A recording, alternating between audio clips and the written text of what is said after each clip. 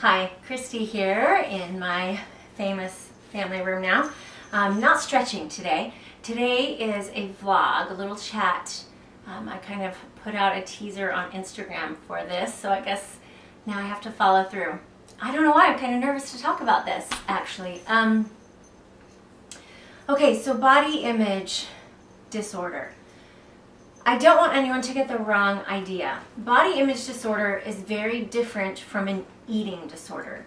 And I have never had an eating disorder. I've always, liked food and maybe too much. But body image disorder is kind of different. Now, I would like to say that I've never had any body image issues until adulthood. But to be honest, it kind of started a little bit, maybe around age 10. You know that age 10, 11, pre-puberty, girls, we go through funny stages. And I was like all arms and legs, and then suddenly I had this poochy belly. And from then on, I had this belly that I was really self-conscious of and always trying to hide. And I did abs all the time.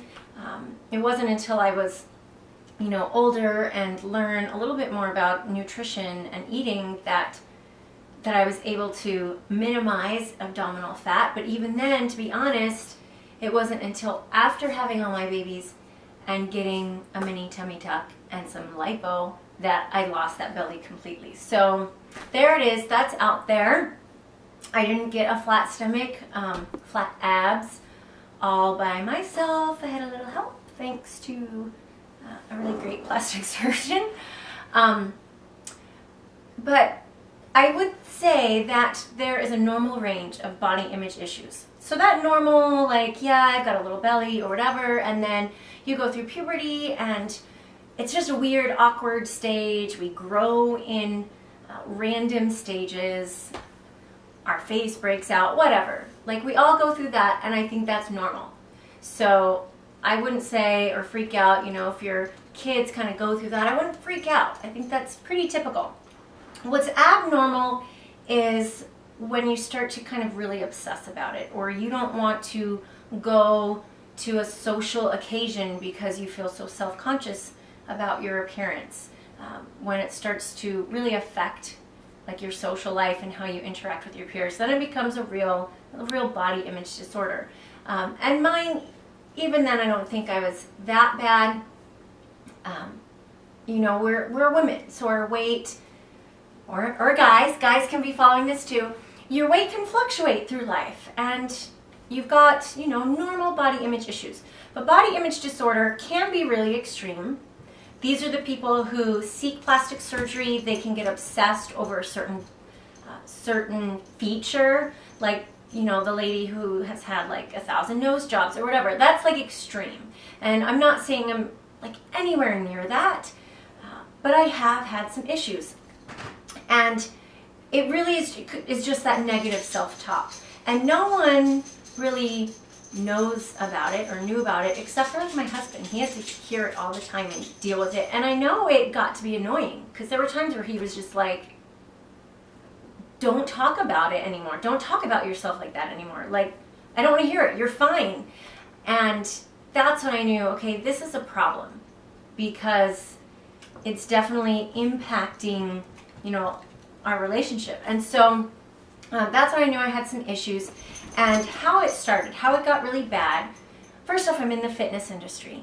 So sometimes fitness instructors, personal trainers, we have that extra added pressure to be lean and have a great physique and keep our body fat within a certain percentage. That kind of comes with the territory of having a career in the fitness industry. And it can be hard. There are fitness instructors out there who I know are working out 2 hours a day and are overweight. It's a real struggle. Being in the fitness industry adds extra pressure. So I'm in the fitness industry and I'm surrounded by people who are great examples of, you can, if you want to run a marathon, you can run a marathon. And I'd say, me? No, never. But they say, sure you can. This is how you do it. And so I did it. I ran a marathon. And I was like, yay, I can do this. I felt so empowered. So when I had a friend and colleague who was into bodybuilding competitions. And I asked her about it. We chatted, and she said, sure, you could do it. Sure, you could do it. I could help you. And I thought, great. You know, I thought about it actually a lot longer than that. I didn't just like jump on it. But after a while, I thought, yeah, this is the next step. And if I could run a marathon, and if I could have 3 babies, like surely I can do this. And I could. The first time, you know, I got my meal plans and my workout schedule, and I worked it around all the classes I had to teach, and I stuck to the meal plans. I wouldn't say perfectly, but pretty perfectly. And I got on stage, and on stage at my leanest, so like tight and low body fat, and I looked around and I like felt so horrible about my body, and I had to put a smile on my face and exude confidence that I didn't have.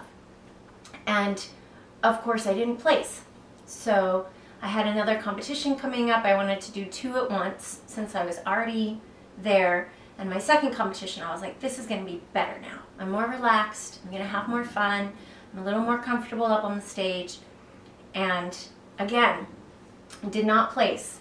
And it's one of those situations where you'd like not feel so bad, except for, you know, let's say they're handing out 5 awards and there's 7 girls and you don't place. You feel pretty bad about yourself, which is how I felt, like that small. And you know, I was like, whatever, I'm done with this. Well, then again, fall rolls around, or spring, and I thought, let's do this again. Long story short, I competed 2 more times after that, I think. It was harder after that. It felt harder. It felt harder to get results. My body didn't want to do it again. It didn't want to lose the fat again. And it wasn't that I wasn't working as hard. I was working even harder, but it just didn't want to cooperate. Now, after competing, trainers often will help you like transition and give you reverse dieting so that you can, you know, not immediately gain 10 pounds. My trainer kind of helped with that, but not really. And she didn't really help me with the mental, emotional aspects. Like, you almost need a therapist after competing to help you kind of recover. And I didn't do so well with that. And even if she had given me like this great reverse dieting, I don't know that I would have stuck with it, because after 12 weeks of strict dieting, I would have said, take your meal plan and like shove it, because I just want like some pizza and nachos and cheeseburgers and pie. Like, I pretty much went crazy and definitely put on a lot of weight. And that's when my body image disorder kind of got where it was to be a problem, because I always felt like I needed to at least be within 5 to 10 pounds of my stage body. And I couldn't do it. It just didn't happen for me.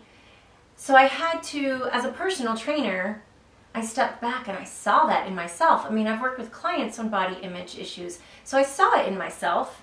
It was this weird, like, out of body, oh, there you are exhibiting all the signs, and yet I was still doing it. So I set myself a goal that every day I would take a picture of myself and caption it with something positive, like, I look great in hats, or I have excellent hair, or something that would help me get out of my negative self-talk. And that did help, but it wasn't enough. I mean, I really do think I needed a therapist.